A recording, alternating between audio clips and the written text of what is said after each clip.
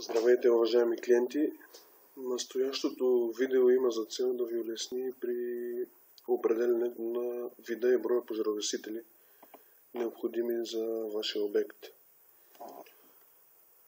Нормативната документация, която урежда изискванията в тази насока, се съставлява от наредба 1 за 1971-2009 година, приложение номер 2.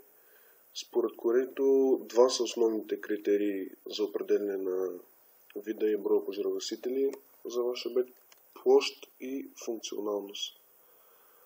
За да ви улесним максимално, на нашата интернет страница сме качили приложението. Като в допълнение сме отсветили различния вид пожарогасители в различен цвят. За да илюстрираме как да ползвате приложението, да допуснем, че притежавате ресторант с площ 250 квадрата. В търсене натискаме, изписваме ресторант и виждаме какво се изисква. В първата колона имаме един брой ABC, първата червена колона, и в първата синя колона също имаме един брой. Скролваме отново отгоре на първата страница на приложението и виждаме, че става въпрос за един брой 6 кг прахов ABC и един брой воден 9 литра. За да видим за каква площ става въпрос, виждаме, че на всеки 300 квадрата се изискват по един брой прахов пожарогасител 6 кг ABC и един брой 9 литра воден пожарогасител. В общи линии това е най-простият начин за търсене на вида и броя пожарогасители, които са ви необходими.